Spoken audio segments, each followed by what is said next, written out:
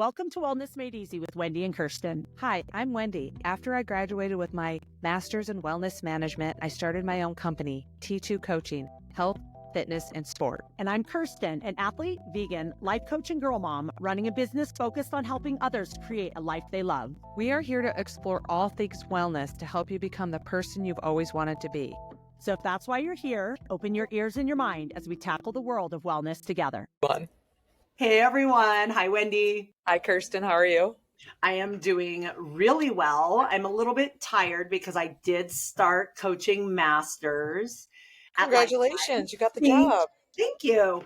And one of the shifts is 5:30 a.m., which for those of you who know me, that is not my jam. So and then I usually have a super easy Thursday, but I'm subbing 3 classes today. And I have a doctor's appointment for my tendonitis. So today's a little packed, so I won't have time for a nap, but I get done with everything by 7 p.m. so I can go to bed early. And everyone's like, you don't have time for what? A nap? What's that? A nap. And I'm like, no, naps are priority. But the day before, I did get my first perfect sleep score with my Whoop. It was like, congratulations, last night was your first perfect sleep. So apparently I had perfect sleep. Well, I woke up to a Garmin message. I don't know if it says congratulations, but it said, congratulations on your sleep. You're recovered, or you're doing really well. I actually took a picture of it. You're like, and I posted it as part of my story today. I always post my friend Ann and I's what we do at Kennesaw Mountain. So I included that because even though I knew I got enough sleep, it says recovery time improved. Way to go. Good sleep sped up your recovery. Even though I knew it, just that little confirmation that I get, not very frequently, but when I get it, it actually motivated me to say, okay, I'm not just going to go run Kennesaw Mountain today. I'm going to go run hard. Right. And I'm going to go try to PR a certain section that I like to do. And again, it's interesting because we talk about metrics and what matters and the accuracy of them and how knowing how you feel is most important. But it just gave me a little bit of a boost. Yeah. Well, it made me excited because I knew the next night, which was last night, because I don't get out of work at the swim school until 8:30 p.m. Mm-hmm. So by the time I get home, eat dinner, take a shower, and try to settle down, it's like 10. So to wake up at 4:30 the next morning, that's not enough sleep for me. Right. And so, and this is a job that I accepted that it's not just like I'm not just subbing, like this is going to be my new schedule. A commitment. So I know now if I can always get, quote, perfect sleep a couple other nights during the week, that this one night isn't going to make or break me. Yep. So, and we're actually going to talk about sleep on one of our upcoming podcasts. Even though we mention it every time, we're going to take a deep dive because, we always mention it and how important it is to both me and Wendy. So what's your wellness win for the week? My wellness win is an athlete I coach named Joanne. She did her first Ironman in Maryland, and she just absolutely crushed it. And the main thing about it is she just lacked so much confidence, even though the training, based on my experience and my coaching, the training told me what time she was going to go. She still didn't believe it. And I couldn't understand why she was still shooting for 16:59:59. I'm like, oh, but her first one, we've been working together for a little less than a year. And she wrote this phenomenal race report on Facebook about her insecurities and she kind of imposter syndrome and how she just never thought she'd be one to be able to complete an Ironman. And she finished in 13 hours and 30 minutes. Oh my gosh, that's amazing. And it really, she wasn't just kidding about her goal of being 16:59:59. Like she really thought was the impossible. And I thought she'd go, I thought she'd kind of slack off and I know she'd break 15 hours. I know her times added up to about 14, but I'm like, she might just slack off and go 15, but she's definitely going to have no problem finishing. Right. And there was a video that she sent me of her husband. She's running to her husband, and her husband, I think it was mile 19, or so said, you're in 13 and a half hour pace. And she goes, that's not going to happen in the video. Like even at that point with 6 miles to go, she still didn't believe that was possible. And so just to be part of her journey and knowing how much I impacted her mental well-being as well as physical well-being. And I was part of her journey for the first time in her life at age 58. So she says in her race report, I gave her that confidence that hopefully will carry over into all aspects of her life. It's like, click, job done. You know, like even if I only did that for her and no one else that I've ever coached before, it's such a rewarding experience and definitely a huge wellness win for me. Yeah. And we talked a couple weeks ago about race reports and how valuable they are. So her sharing that, I mean, she had told you personally how much it impacted you, but then reading that, you really like. Oh, it brought tears to my eyes. And when her friends read it, it might motivate them to do something they never thought they could do, not even athletically related, but anything. So that's another reason why Wendy and I think race reports and sharing your experiences with other people is so valuable, because you never know who you are going to affect. Right. So that's awesome. I think my wellness win, it's not something that happened, but it's something I planned that I got excited about. I kind of forgot that I used to have a goal that I was going to do 50 marathons in 50 states. And my goal was before I was 50.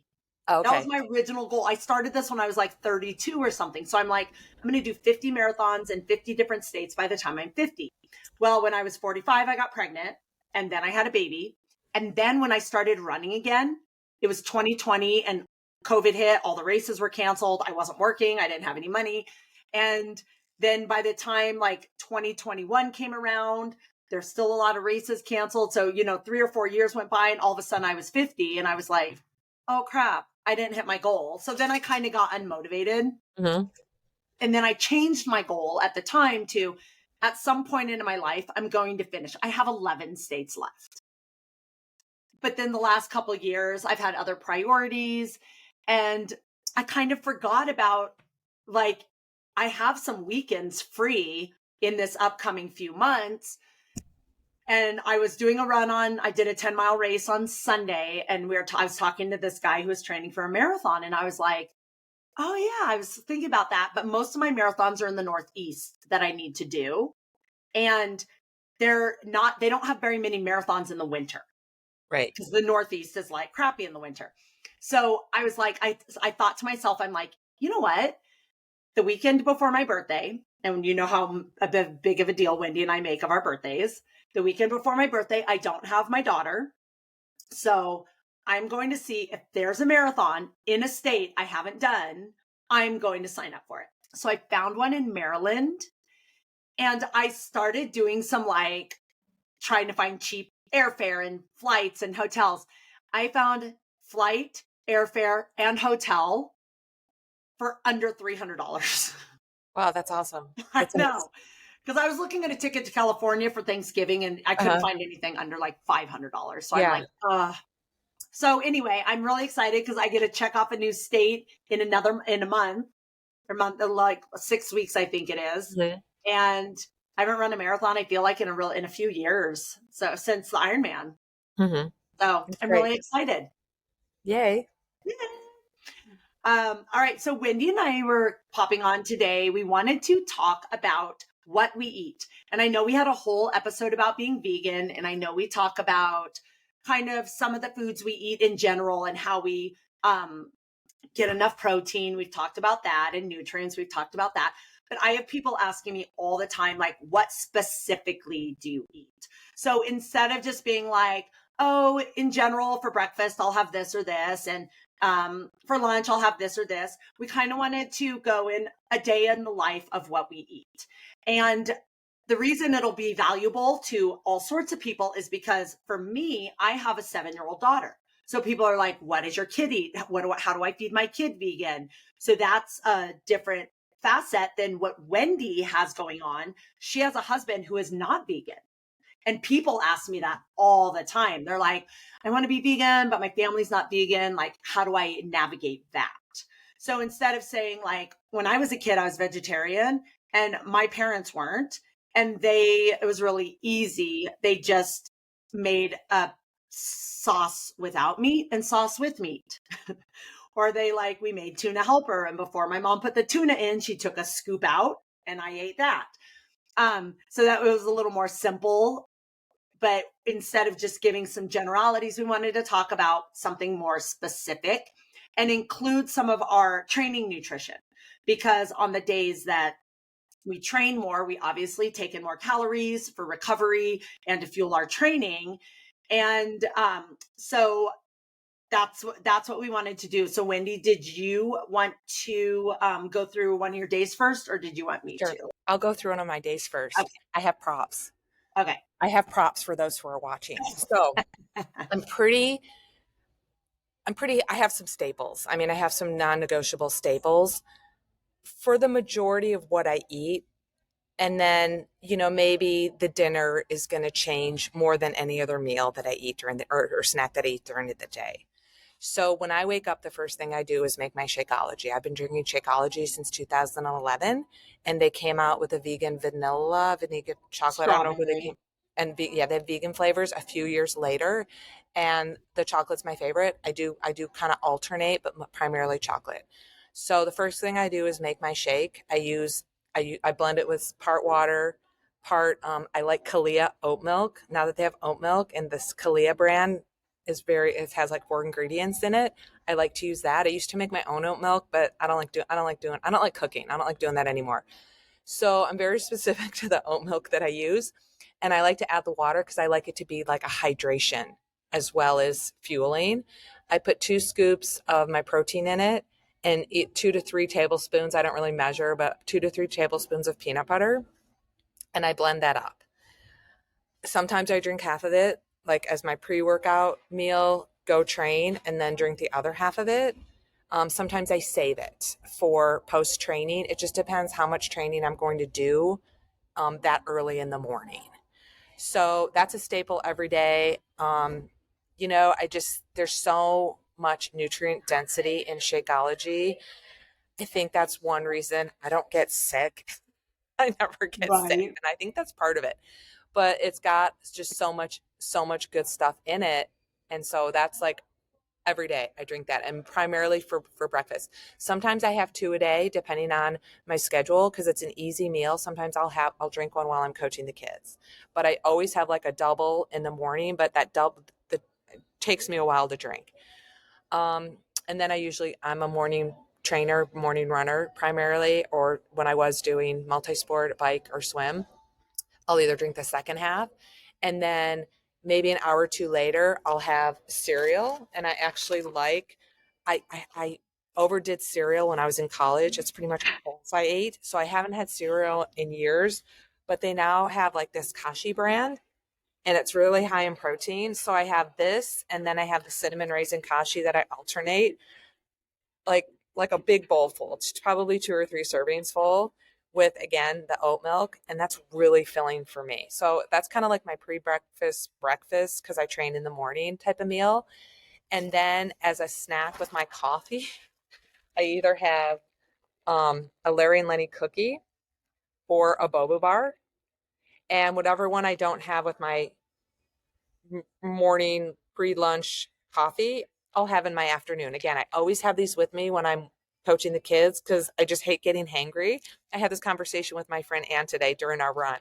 I just always have these snacks with me because I eat like every 3 hours. And so that's like my morning post-breakfast snack. And then for lunch is usually when I have my most vegetables for the day. Mm-hmm. So just a ginormous salad, full of lettuce because it's really filling. And then, broccoli, carrots, peppers, onions, sometimes some vegan cheese, sometimes not. And I usually add some like beans, garbanzo beans or black beans to it for that protein source, or tofu. Or I also like field roast vegan sausage. And again, I'm very particular now on what kind of vegan meat I eat because I used to overdo the fake meat, and now it kind of doesn't go well with me. Like the Impossible Burger, not so much, but I used to do that like every day. Not so much anymore. I understand why people don't like it. And then again, that snack is either one of those bars or it's another shake. And sometimes, a lot of times, because I'm at Lifetime every day, I'll get a vegan protein shake from Lifetime. Sometimes I go to Smoothie King. Again, I like the shakes because they're really hydrating. They help me hydrate. I don't just have to drink water. If I am drinking while I'm training, it's usually I'll put some Noon or some liquid IV, or I'll dilute some Gatorade to fuel my training with some hydration products. And then I coach the kids, and then I get home, and sometimes I have dinner prepped before I leave. If I'm at the house all day, I'll make it so it's ready for me when I get home.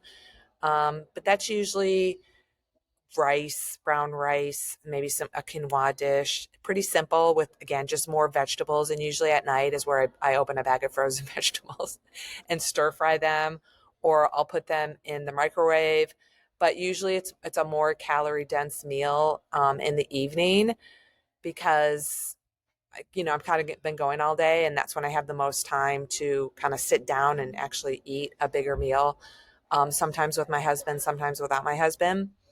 And then, and again, if I haven't had the vegan sausage or tofu in my lunch meal, then I add that vegan sausage or tofu to my evening meal. So every time I eat, I'm trying to balance out my macronutrients with having proteins, carbohydrates, and fats every time I eat to keep me satisfied. And that's pretty much it. I do eat a lot of peanut butter because, again, I put a few tablespoons of peanut butter in my shakes. I always usually have the chocolate peanut butter shakes if I buy one somewhere else.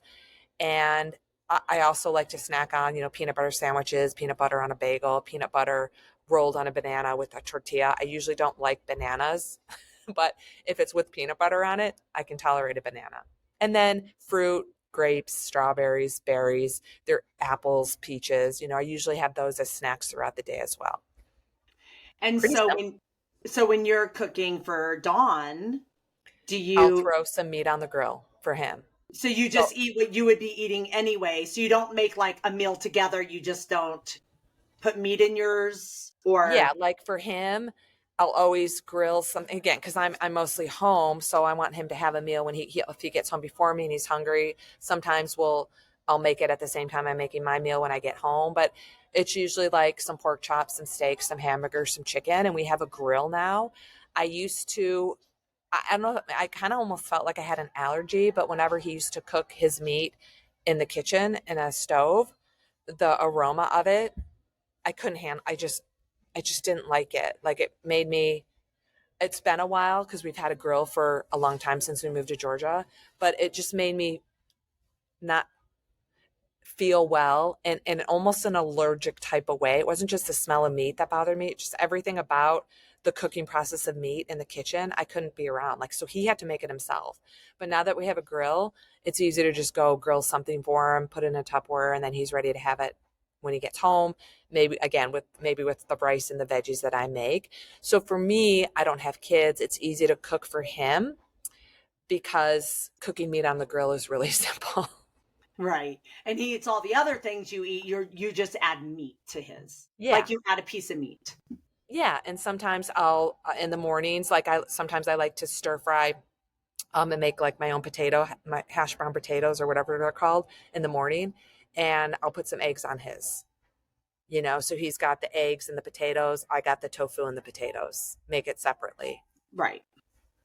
So pretty simple. Yeah, I mean, like our Wellness Made Easy podcast, my cooking is very simple. When I first went vegan, when I was kind of weaning out most things, I think I had the Greek yogurt and the feta cheese were the last things to go. Not But Werther's. I got bored. What'd you say? What about Werther's? Werther's went, but Werther's were hard to give up too. So, like,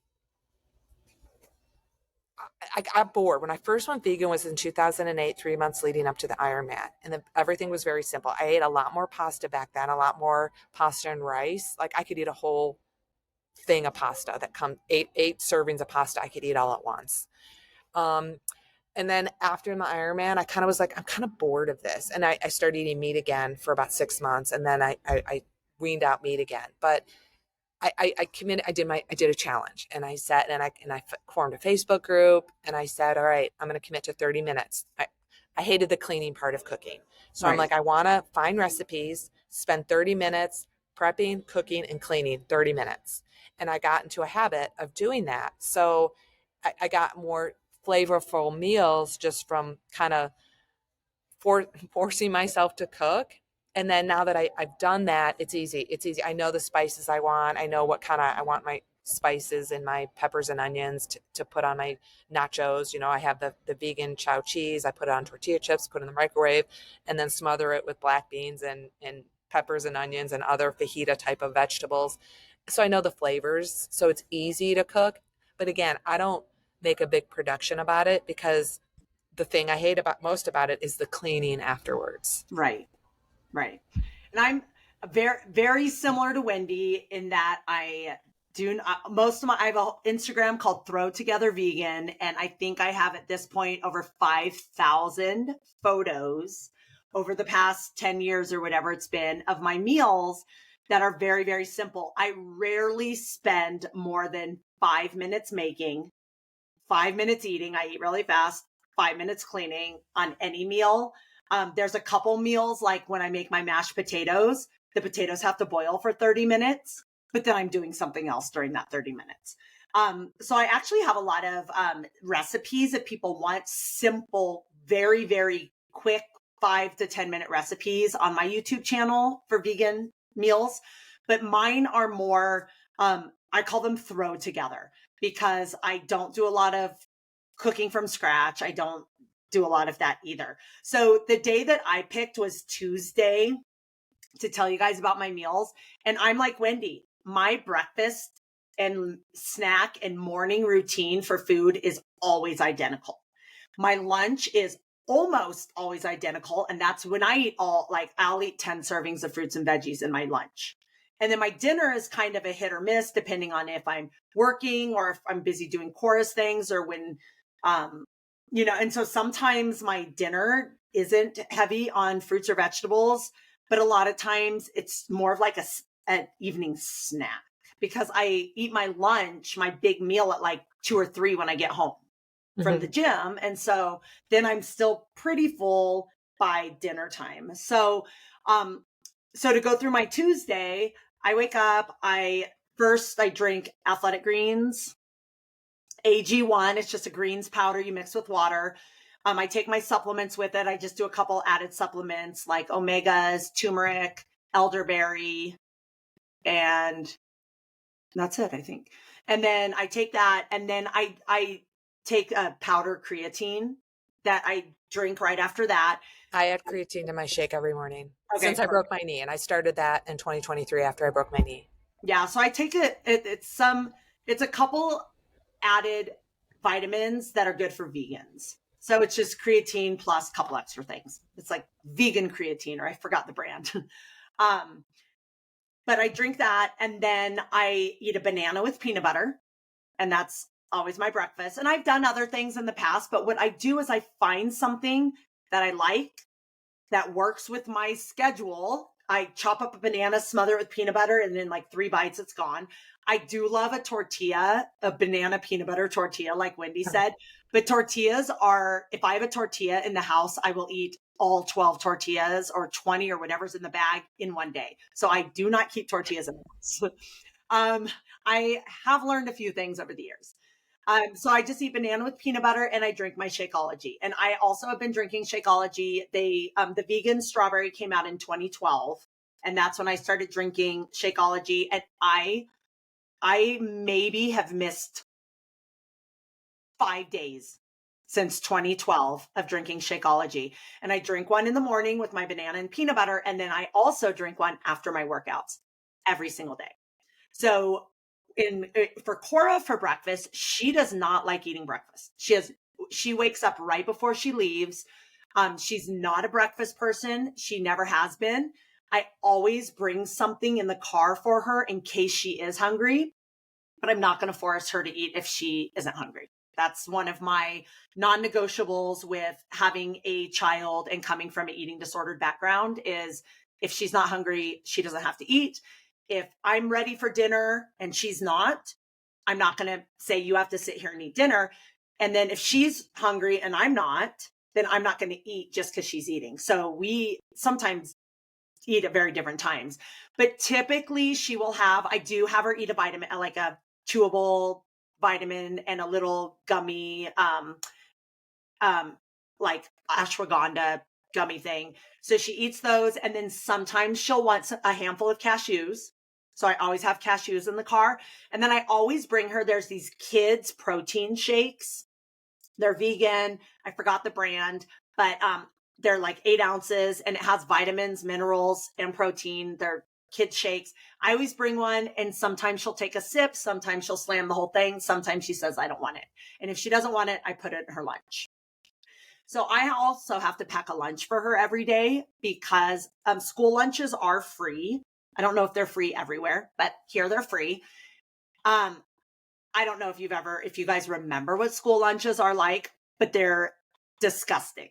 Like when I looked at the menu, I'm like, there's like nothing nutritious. There might be an apple once a week or like a vegetable, but then it's loaded with oil and butter and stuff. So I know. I used to always pack brown bag lunch, my peanut butter sandwiches and fruits and cheese and crackers or snacks. Yeah. Ho-hos.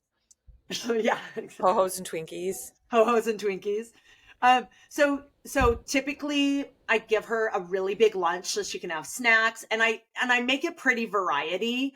But on Tuesday, because I wanted to be specific, in her lunch, she had we went to the buffet Monday night. There's a vegan buffet near us that's on Monday and Thursday nights. It's Chinese food, 100% vegan buffet. And she always has leftovers because she doesn't eat very much. And so the lady who owns the restaurant always gives us a box for her. So every Tuesday, she has a big like box of Chinese food in her lunchbox.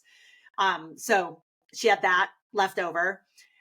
She had carrots, corn, because we just had corn the day before. So a lot of times if we have like leftover stuff, I just throw it all in her lunchbox. She loves hip peas. So I always put a bag of hip peas in there. They're like chips made out of chickpeas. Always some fruit. This time I put in 3 mandarin oranges because we just got mandarin oranges and she loves those.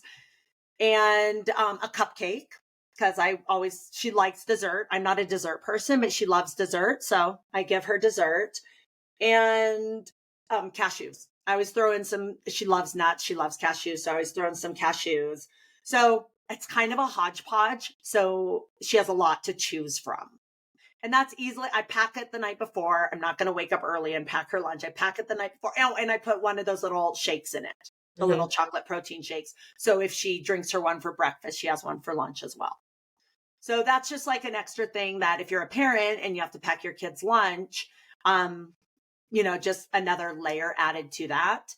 And then I go to the gym. I work most days. I teach at least 1 class, sometimes 2, sometimes 3, and I work out in between that. So that's usually from 8 a.m. to like 2 p.m. or 1 p.m.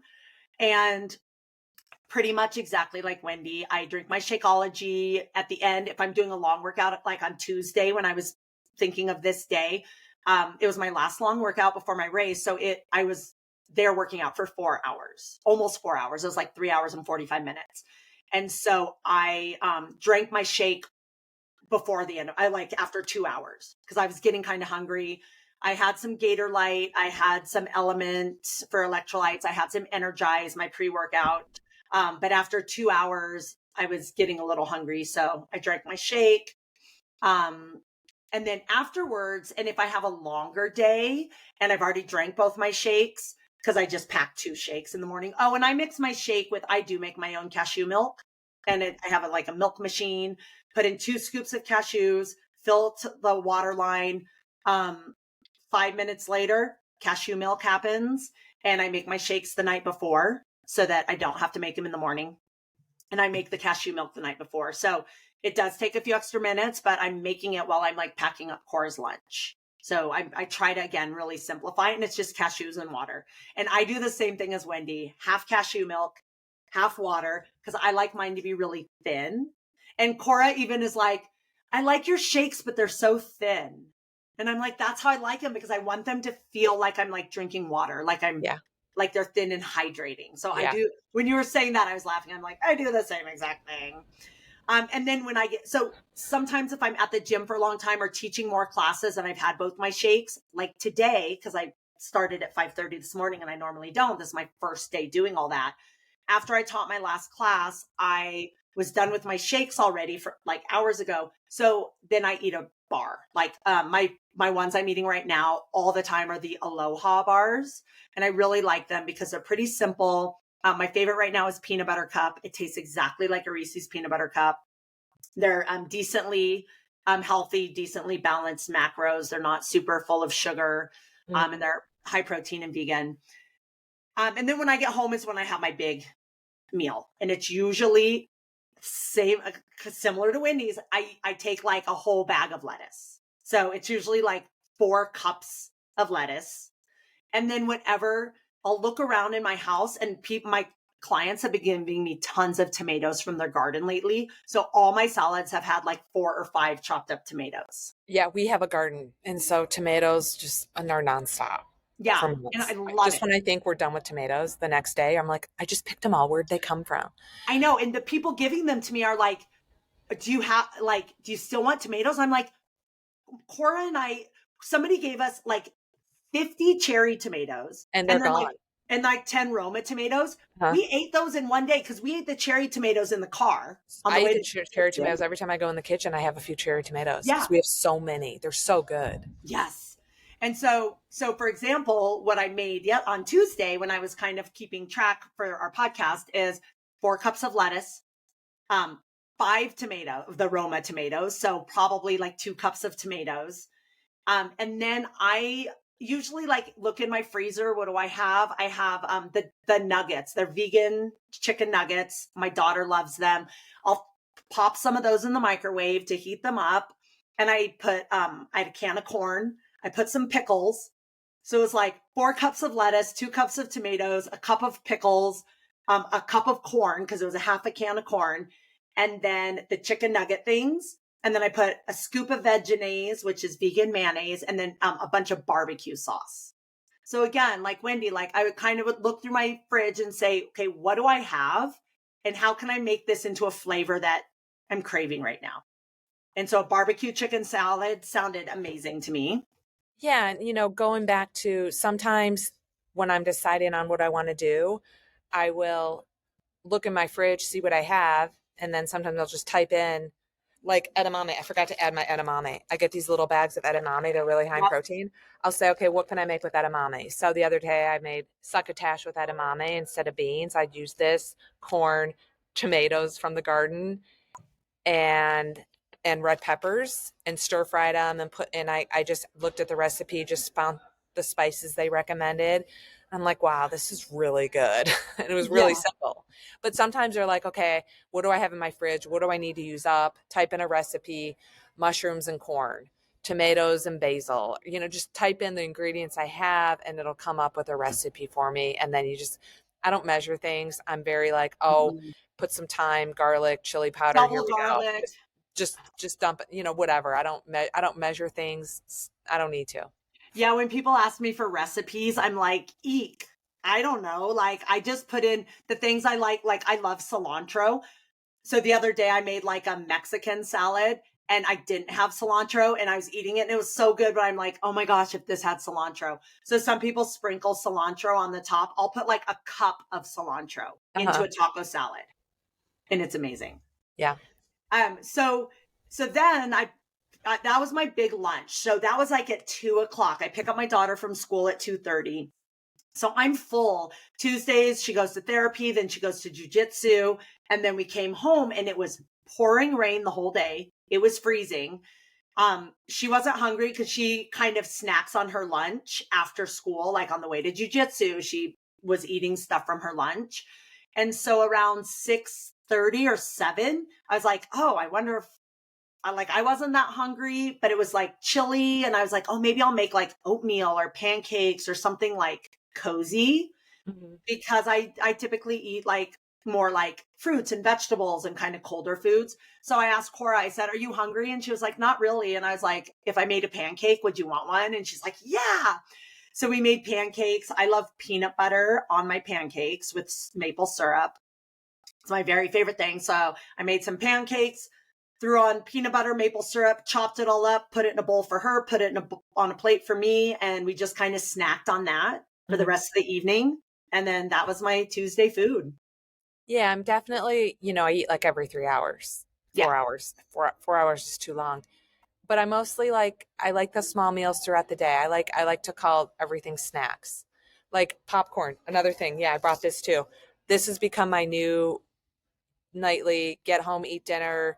If Donna and I are watching a game or a show or something, I'll make some popcorn. And I have a nice new popcorn popper.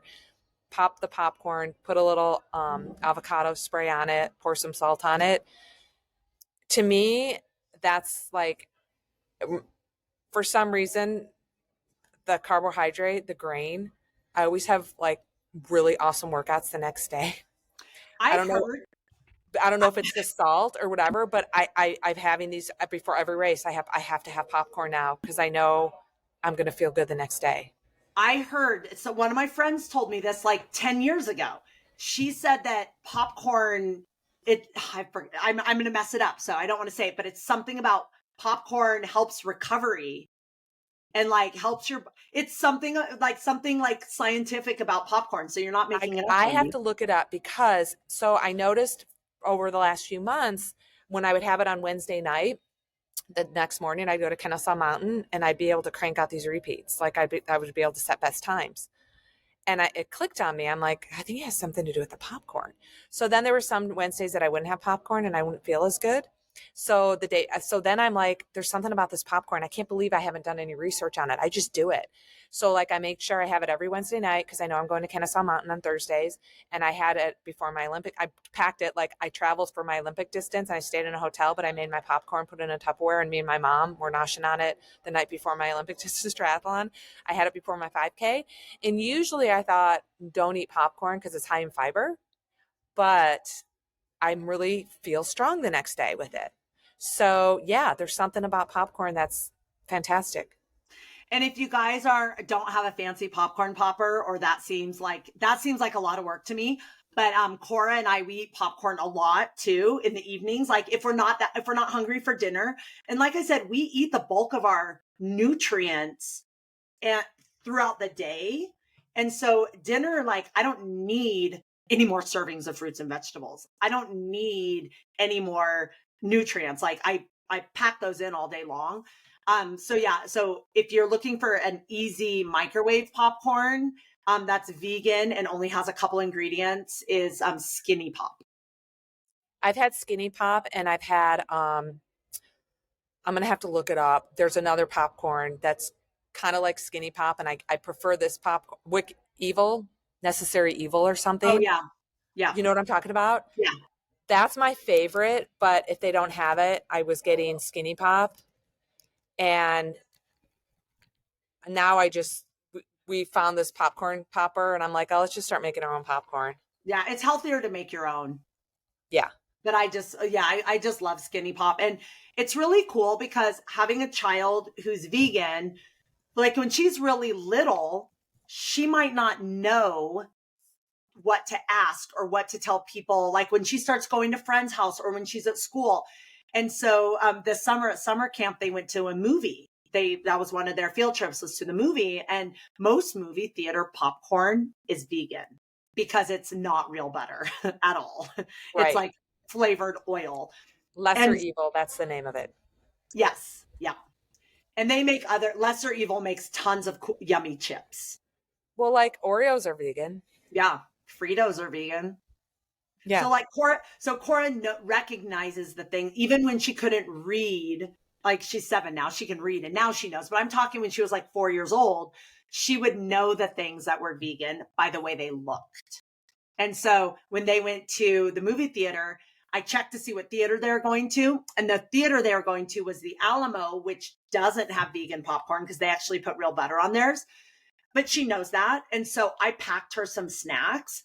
But when I came to pick her up from camp, she's like, Mom, you'll never guess what they had at the movie. I go, what? And she's like, Skinny Pop and Twizzlers. Nice. And she was so excited because she knows Skinny Pop's vegan and Twizzlers are vegan. So yeah, she got to eat what everyone ate.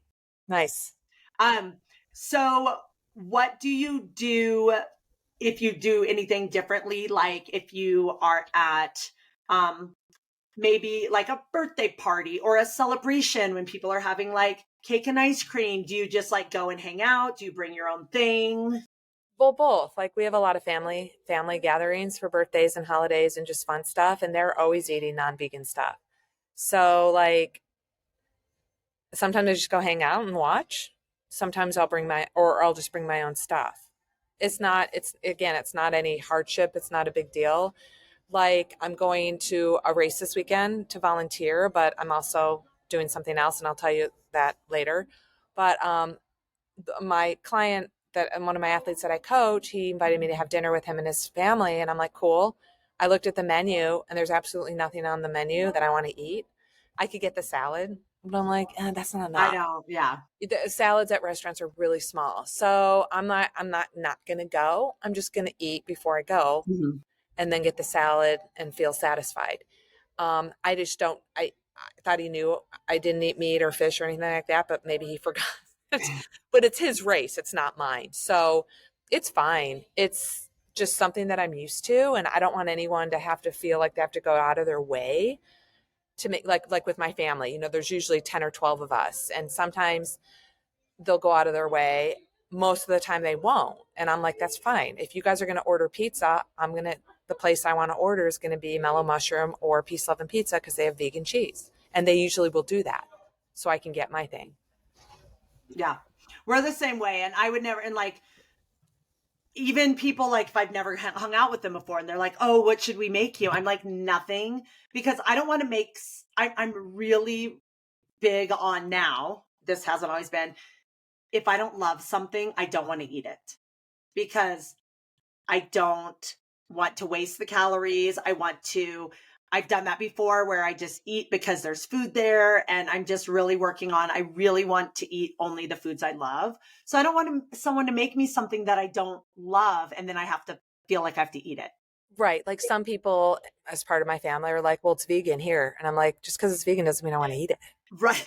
Like, so it's vegan. I don't care. I don't want to eat it. And I'm very particular. Like if I'm just like pounding the fruits and the veggies all day, I want something more substantial at night. And sometimes I go to these family gatherings or like, Wendy, we made a salad for you. And I'm like, no, thank you. I've had 20 servings of vegetables today. I don't want a salad. I'll go home and get my own thing. So they think they're being helpful, which they are. But at the same time, just because it's a salad doesn't mean I want it. Yeah. It means like I'm very aware of my servings of carbohydrates, vegetables, fruits, proteins. And I know like if I haven't had much carbohydrate that day, I want a big pasta meal. And now we make our homemade sauce with our tomatoes. Or I want a big rice meal, or I want a big macro carbohydrate dense meal at night. And I don't want your salad. Thank you. Right, right. It's been interesting bringing, because Cora's starting to go to a million birthday parties. And so I always ask the parents, I'm like, what are you guys going to have at the birthday? And they'll be like, oh, pizza and cupcakes. So I'll bring her own pizza and her own cupcakes that are vegan because I want her to have the same experience, but with our own food. And all her friends are always asking, like, why do you have your own pizza? Why do you have your own cupcakes? And Cora loves being vegan, and she loves telling everyone that she doesn't eat animals and that their food has animals in it. And, sometimes it's ended in tears on the part of the other kids realizing they have animals in their cupcakes. But a lot of times Cora, she told me the other day, she's like, Mom, I'm going to make a bunch of bracelets. So we were talking about how once you get to a certain age, like adults, because she goes, why are so many adults not vegan?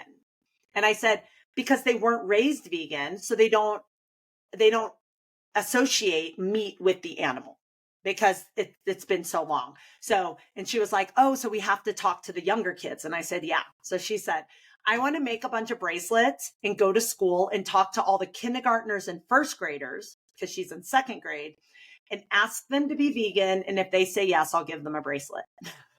That's cute. And I was like, you go, girl. Anything else you wanted to add about our food? No, I mean, I think people complicate things. I think people are like, oh my God, what do you eat? It's like, I eat everything you eat minus the meat and the cheese, Yeah. basically, to keep it simple. Like I don't eat dairy, I don't eat meat. I eat everything else. There's way more foods in this world that are vegan, because unless you add a bunch of stuff, fruits, vegetables, whole grains, and that's the Yeah. staple of our plates, That should be the staple of everyone's plate. health And then wise, if for you want to sure. add a meat protein, I want to add a vegan protein. I mean, we're still kind of having the same plate of sizes of macronutrients, but and again, this day and age with all the fake meat products, So easy. again, I like field roast. It has maybe 5 ingredients in it. It's like potato. I mean, it's like these sausages I eat have 25 grams of protein, but the bulk of it is a potato. Right. It's just you just have to take a little time to educate yourself. And it's really easy. Again, it's so easy. It is. And I wanted to share, because I just found out about there's oatmeal that's high protein oatmeal, and it doesn't have added protein. The oats are grown with more protein. So it's still just oats. I like had no idea about this, and I saw it the other day. So in case you guys are like, "Oh, I need more protein. I want more protein. Where do I get my protein?" Bob's Red Mill has protein Yeah. oats. And I'm like, and so I looked it up, because I'm like, how can it like have protein without protein powder or something like that added to it? And they're just, the way the oats are grown, they're made with more protein. Mm-hmm.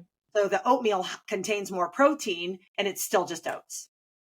All right, I got a question for you, and I gotta go soon, so I don't want this. Maybe it's a question for next time.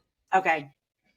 So because we have a garden, and I know Don fertilizes it with animal fertilizer parts, where do you know? Is that still vegan? That would be a great question. I think that because I would say, like, for most people, it would be like your food would still be plant-based. But when we talked about this, Your when we food talked, is plant-based, but is it vegan? yeah, that's what I was saying. When we talked about vegan is more of a lifestyle, and Mm-hmm. it includes nothing that is associated with an animal product. Right.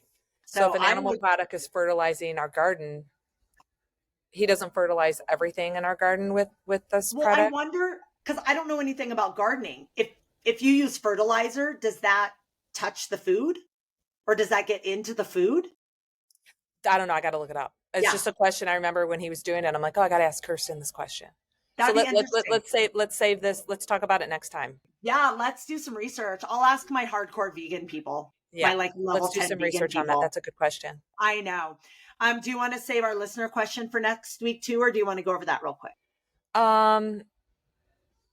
Let's go over it real quick, because Okay. it was a simple question. So she actually is on my newsletter, and she was responding to a newsletter that I sent out a few weeks ago about mental strength.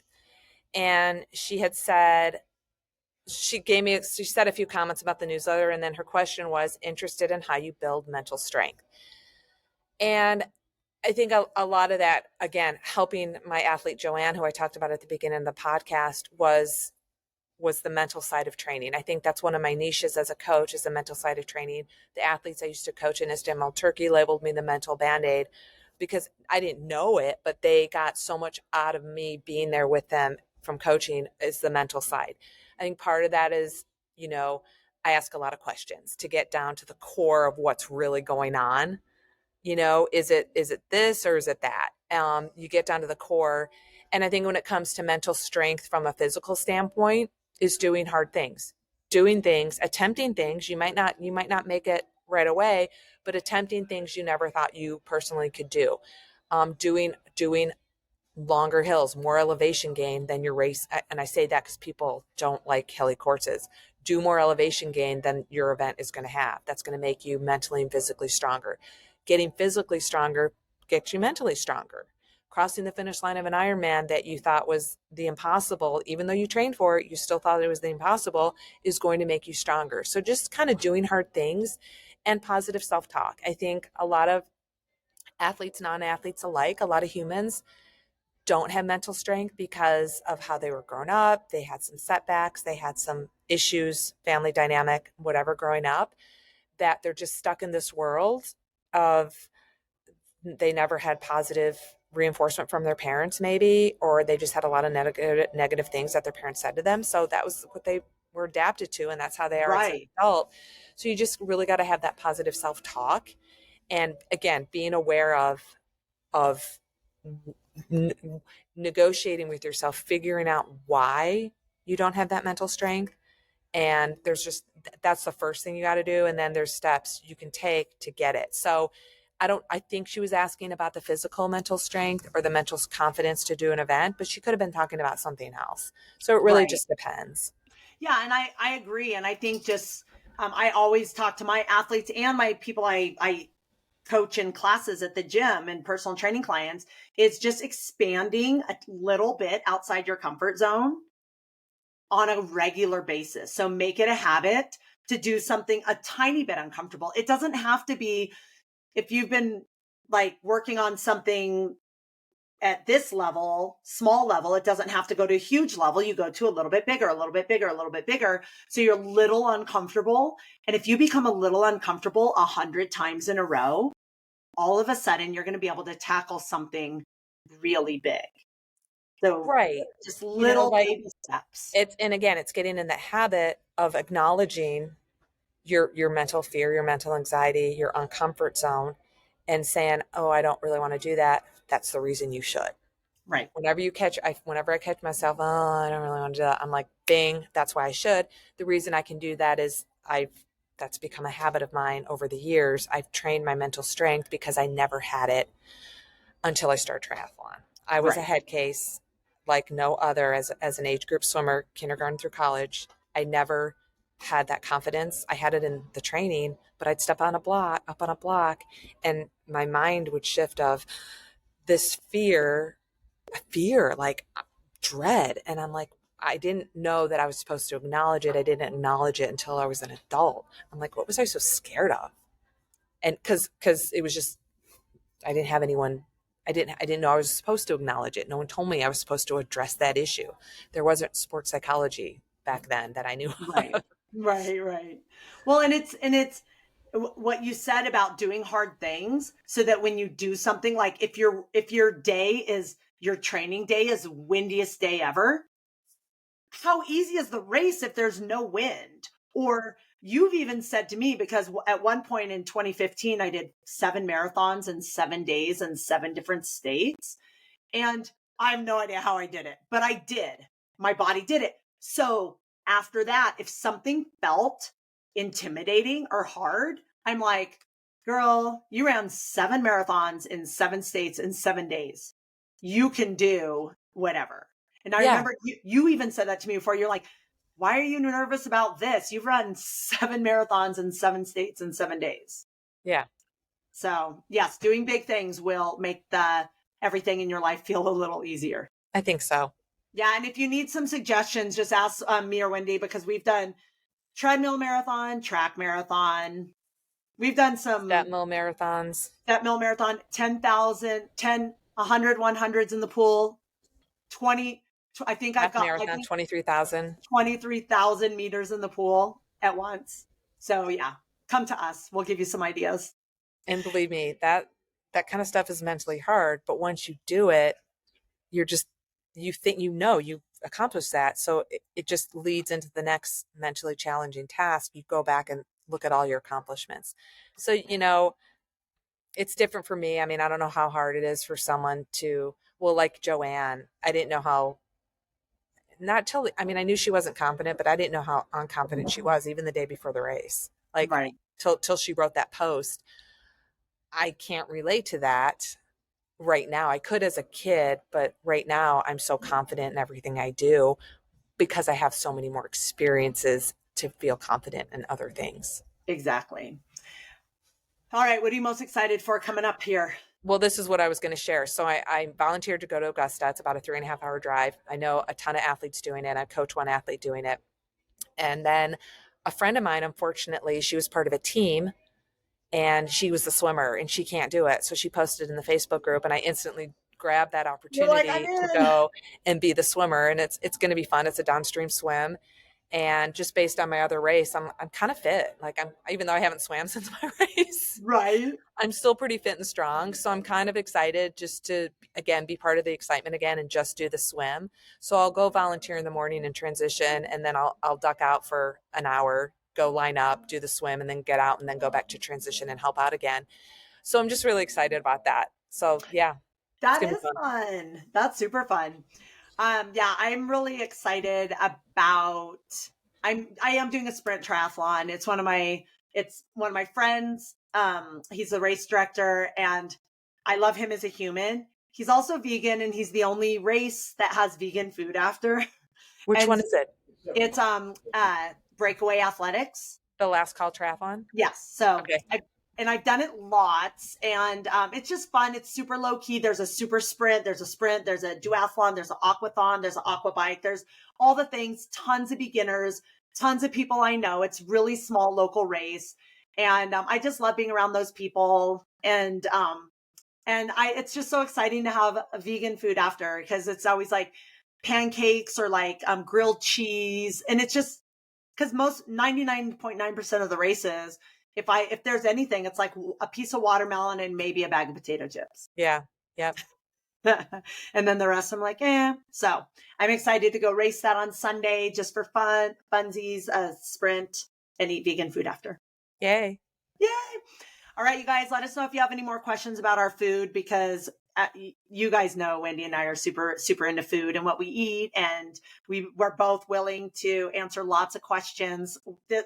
I feel like for me, in general, questions like random people on Facebook, the most questions I get are about my food and what I eat, what I eat during races, training, and just in general, what I feed my daughter as a plant-based athlete. So I'm glad we got to share this.